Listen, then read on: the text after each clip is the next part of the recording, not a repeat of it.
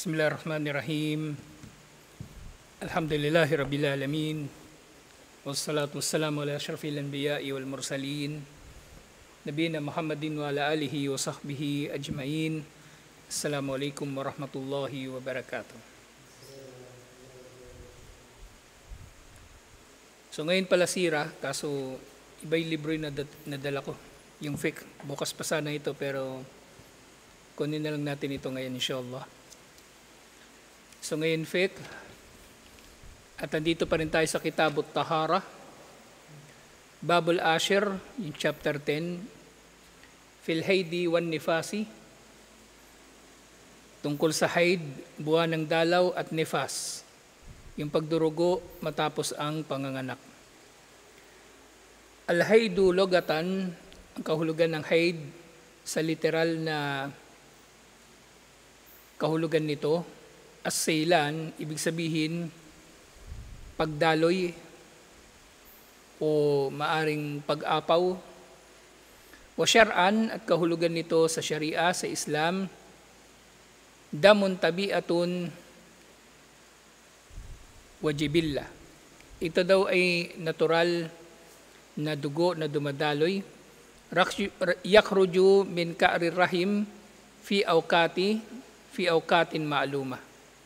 Na ito raw ay dugo na lumalabas sa babae mula sa kanyang sinapupunan sa mga tukoy na panahon. So meron lang mga tukoy na panahon, hindi ito palaging lumalabas sa babae. At babae lang ang nagkakaroon nito dahil ito ay nanggagaling sa rahim, nanggagaling sa sinapupunan. At ito nga sinasabi rin, halos sihatil mar'ah min gayri sababi wilada. At ito ay isang katangian na kumbaga taglay ng babae kapag siya ay malusog. Ibig sabihin normal sa kanya na meron siyang buwan ng dalaw. At hindi ito dahilan o hindi ito kumbaga ang haid ay hindi dinudulot ng panganganak. So binanggit ito kasi para ma-distinguish ito mula sa nifas. Na yung nifas nga, damun yakhruju minal mar'ati endal wilada. Ang nifas, ito yung dugo na lumalabas sa babae sa kanyang panganganak. So yung haid, yung menstruation, buwan ng dalaw, at yung nifas, so sa English, maaaring postpartum bleeding o postnatal bleeding, mga ganung bagay. Al-mas'alatul ula, bidayatu waqtil haidi wa nihayatuha, ang simula at pagtatapos ng haid. So sinasabi, la haida qabla tamami tis'isinin, na ang pinakamaaga raw na nalalaman na edad na maaaring magkaroon ng buwan ng dalaw ang babae ay sa edad na siyam, na walang buwan ng dalaw ang dumarating bago pa maging 9 na taon ng bata, ang batang babae. Li'annahu lam yathbut fil wujudi li imra'atin hayyada qabla dhalik, dahil hindi na pagtibay kahit kailan na mayroong babae na nagkaroon ng buwan ng dalaw bago pa ito. Wa qad rawa an Aisha radhiyallahu anha annaha qalat idza balagatil jariyah 9 sinin fahiya imra'atun. Kapag ang batang babae daw ay dumating sa edad na 9 na taon, ay siya ay may tuturing ng imra'ah. So hindi na siya batang babae, yung maliit na batang babae, siya ay may tuturing ng babae dahil ito yung edad na maaring magkakaroon na ng buwan ng dalaw ang babae. Wala hayda ba'da 50 sana fil galib alas sahih. At wala nang dumarating na buwan ng dalaw sa kababaihan na edad na 50 pataas. So karamihan sa mga babae na maabot sa edad na 50, wala na silang buwan ng dalaw. At ang iba ay maaring mas maaga pa rito. Wa qad rawa an Aisha radhiyallahu anha annaha qalat, naiulat muli kay Aisha, mula kay Aisha radhiyallahu anha na sinabi niya, ila balagatil mar'a kamsina sana kharajat min haddil haid. Kapag umabot na sa edad na 50, ang babae ay wala na siya sa edad ng pagkakaroon ng buwan ng dalaw. Sa itong mga hadith na ito, yung unang hadith iniulat ni Imam At-Tirmidhi at itong pangalawa iniulat ni Abu Dawud. So ito ay tumatagal ng, kumbaga ang babae na nagsisimula na magkaroon ng buwan ng dalaw, syempre ito ay palatandaan ng puberty, pagdadalaga, hanggang sa mga edad na 50 o mas maaga pa. Al-mas'alatu thaniya, aqallu muddatil haidi wa aktharuha. Ang panahon daw ng tinutukoy na dito, yung panahon na tuloy-tuloy yung pagdaloy o pagdating ng dugo ng buwan ng dalaw para sa isang babae. Yung kanina tinukoy, anong edad nagsisimula at anong edad nagtatapos. So ito naman, kung gaano katagal yung pagdurugo. Na ang tagal nito, syempre may mga kinalaman dito na ahkam, may mga ahkam na may kinalaman dito. Ang babaeng may buwan ng dalaw, hanggat siya may buwan ng dalaw, ay bawal siya magsala, bawal siya makipagtalik at iba pa. At bawal siya magtawaf, bawal magbasa ng mushaf at iba pa. As-sahih annahu la hadda li aqallihi wala li aktharihi. Ang pinakamatibay na pananaw ay walang limit kung ano ang pinakamaikling panahon na maaring magkaroon ng buwan ng dalaw ang babae o pinakamahabang panahon. Kasi iba-iba sa mga babae. Wa innama yurja'u fihi ilal adati wal urf.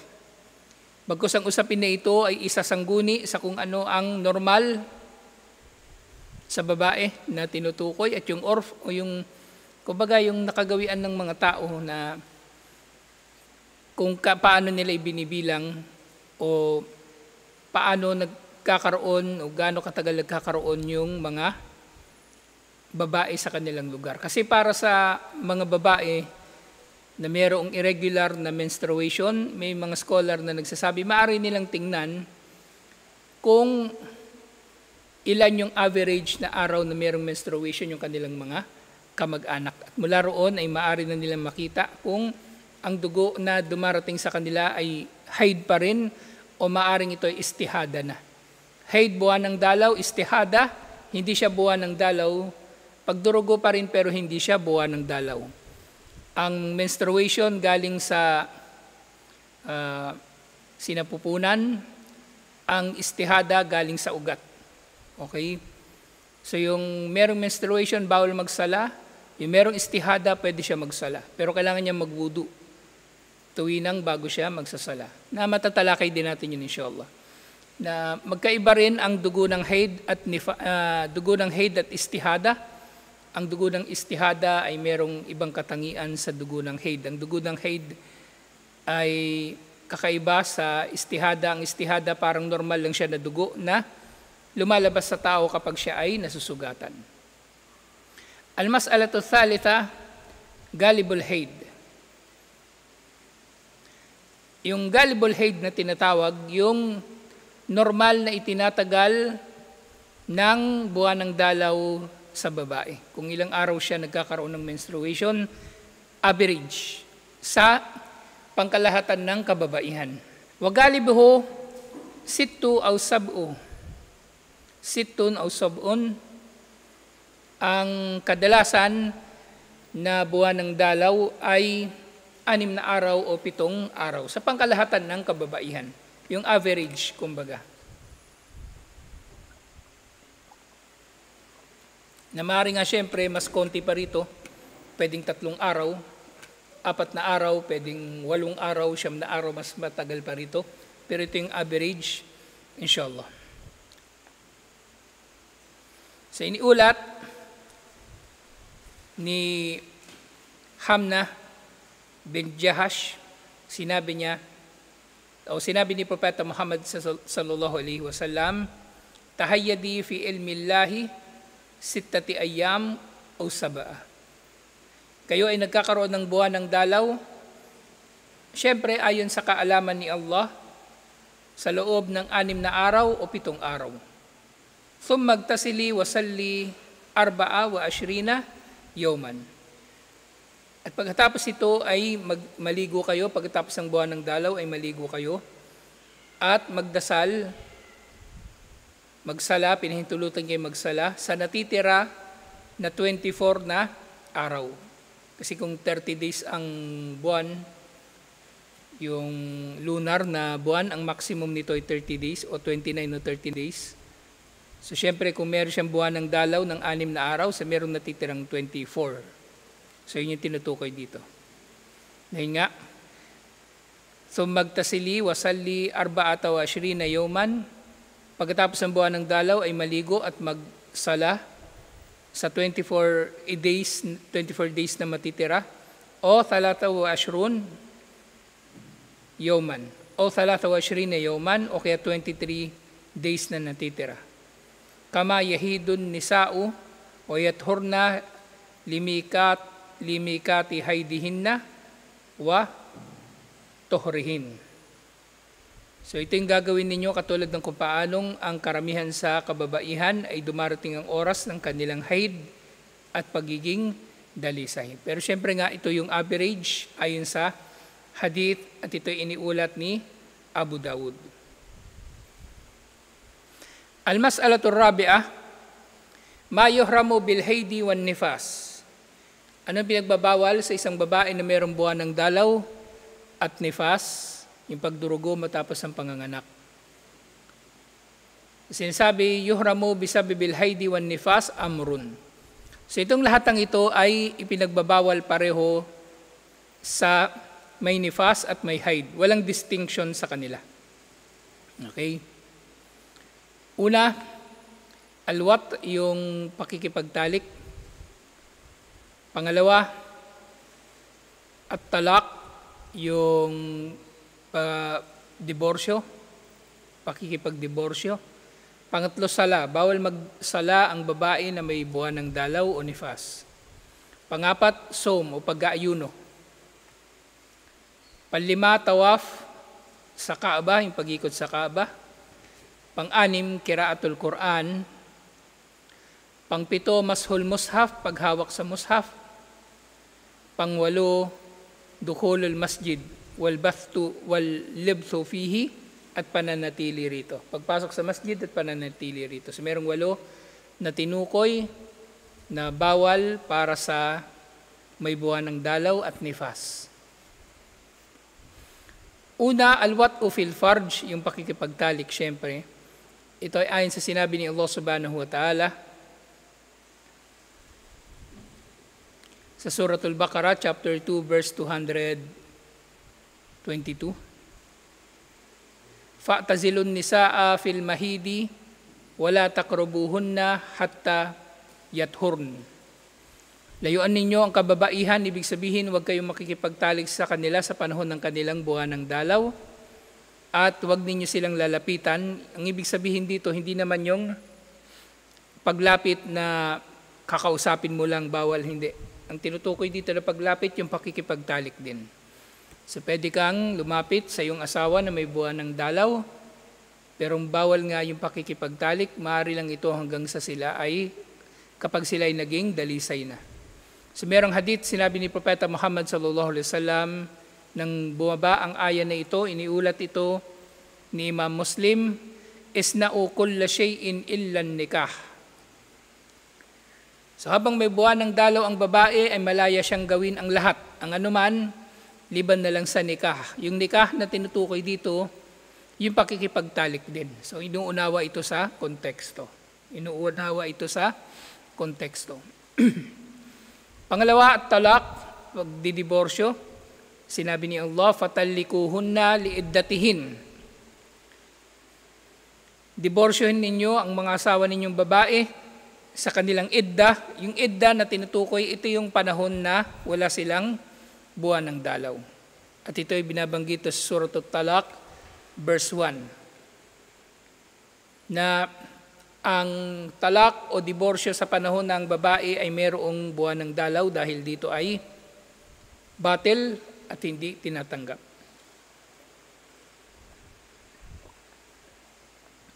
At meron pang isang hadith, iniulat ito ni Imam al-Bukhari at ni Imam Muslim na rin. Wa qawluhu sallallahu alaihi wasallam li Omar, lamma talaka ibnuhu Abdullah imra'atahu fil haid. Sinabi ni Propeta Muhammad sallallahu alaihi wasallam kay Omar, nang diniborsyo ng anak ni Omar na si Abdullah ang asawa nito, habang yung babae ay mayroong buwan ng dalaw. So, sinabi ni Propeta Muhammad sallallahu alaihi wasallam, murhu falyuraji'ha, utusan mo siya na ibalik ang kanyang asawa. Ibig sabihin, walang saysay ang kanilang diborsyo. At sinasabi pa ng mga scholar, hindi ito binibilang bilang diborsyo. Na merong hikmah na sinasabi ng mga scholar sa panahon na ito na bawal ang diborsyo sa panahon na may buwan ng dalawang babae. Dahil sa mga panahon na ito ay maaring moody yung babae dahil may mga nagbabago sa kanyang katawan habang siya ay may buwan ng dalaw. At iba pang mga nasabi ng mga scholar, alhamdulillah. Pangatlo, ang sala. Bawal magsala ang babaeng may buwan ng dalaw. Kahit gustuhin niya, haram, siya ay nagkakasala kapag ginawa niya ito. Liqaulihi sallallahu alaihi wasallam li Fatima bint Abi Hubaysh. Sinabi ni Propeta Muhammad sallallahu alaihi wasallam kay Fatima bint Abi Hubaysh, ida akbaltil haida fada'is salata. Kapag datnan ka ng buwan ng dalaw, ay iwan mo ang sala. Huwag kang magsala. Huwag kang magsala. Iniulat ito ni Imam al-Bukhari at Imam Muslim. Pangatlo, pag-aayuno. Sinabi ni Propeta Muhammad sallallahu alaihi wasallam, alaysa ihdakunna idha hadat lam tasum wa lam tusalli? Hindi ba ang kahit sino sa inyo kapag dinatnan ng buwan ng dalaw ay hindi nag-aayuno at hindi nagsasala? At sumagot yung mga kababaihan, kasama dito si Aisha radhiyallahu anha, sinabi nila, bala, oo. Ito ay iniulat ni Imam al-Bukhari. Sa bawal mag-ayuno rin. Pero syempre, nalinaw na natin ito na kung halimbawang yung babae ay natapos na yung kanyang buwan ng dalaw, bago pa dumating yung oras ng Fajr, pwede na siya mag-ayuno sa araw na yun kahit hindi pa siya nakapaligo. Panlima, at tawaf, yung pag-ikot sa Kaaba. Sinabi ni Propeta Muhammad sallallahu alaihi wasallam kay Aisha radhiyallahu anha, nang ito ay nagkaroon ng buwan ng dalaw, if ili ma yaf'alul hajj gaira alla tatawafi bil baiti hatta tatuhuri. Gawin mo ang lahat ng ginagawa ng mga nasa hajj, ng mga nag-hajj, liban na lang sa tawaf sa Kaaba hanggang sa ikaw ay maging dalisay. So dapat ay maging dalisay ka muna. Ibig sabihin, matapos ang buwan ng dalaw at makapaligo. Short ang makapaligo. Di ba? Ang babae na natapos sa buwan ng dalaw, kailangan muna niya makapaligo. Bakit? Para makabalik sa tahara. So, kailangan talaga makapaligo. Hindi sapat na naputol lang ang haid. Kailangan makapaligo. Pang-anim, qiraatul Quran. Pagbasa ng Quran. Wa huwa qawlu kathirin min ahlil ilmi min as-sahaba wat tabi'in. Ito ang opinyon ng mas marami sa mga scholar at hindi ng mga sahaba at tabi'in, wa man ba'duhum, at ang mga dumating paglipas nila. Lakin idahtajat ilal qiraah, subalit kapag kinailangan ng babae na may buwan ng dalaw ang magbasa ng Quran, kaan tahtaju ila muraajaati mafudaha hatta la yunsa. Halimbawa, kailangan niya talagang magbasa ng Quran para makapag-review sa mga nakabisado niyang sura para hindi niya ito makalimutan. Aw ta'limul banat fil madaris, o kaya ay magtuturo siya sa mga babae rin sa mga madrasa. Aw qiraati wardiha, o sa pagbasa ng mga nakagawian ng basahin. Jaza laha dhalik. Pinahintulutan sa kanya ito. Wa illam tahtaju fala takra. Fa illam tahtaj fala takra. At kung hindi naman kailangan, hindi niya kailangan magbasa ng Quran. Kama qala bihi ba'da ahlul ilm, katulad ng sinabi ng ilan sa mga scholar. So dito, bawal yung pagbasa ng Quran at yung paghawak sa mushaf, yung number 7. Magkaiba ito ha. Yung pagbasa ng Quran dito, maaring ito ay nang hindi nagbabasa sa mushaf, sa memory lang, sa memorya, o nagbabasa ng Quran sa hindi naman mushaf, halimbawa sa cellphone. So bawal din. Okay, liban na lang sa kailangan. At ito nga pang 7, mashul mushaf, ang paghawak sa mushaf o yung kopya ng Quran na Arabic. Sinabi ni Allah sa Suratul Waqi'ah, verse 79, la yamassuhu illa al-mutahharun, walang hawak dito sa Quran, sa mushaf, liban na lang sa mga dalisay. Nang binigay na tafsir dito ng mga scholar, kabilang narito, na hindi hahawak dito ang sino mang tao, liban na lang na siya ay nasa tahara. At ang may haid at nifas, kahit magwudu siya, kahit maggusul pa siya, hindi siya babalik sa tahara hanggat hindi natatapos ang kanyang haid o nifas. At pangwalo, panghuli, insyaAllah, dukhul al-masjidi wal-labthu fihi, pagpasok sa masjid at pananatili rito. Ito ay hadith na sinabi ni Propeta Muhammad sallallahu alaihi wasallam,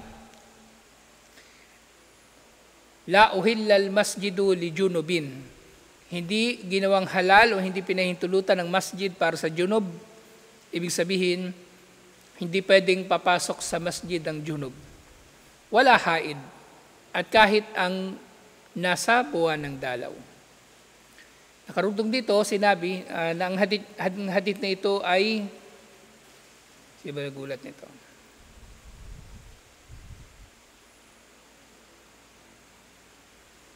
Iniulat ito ni Imam al-Bukhari.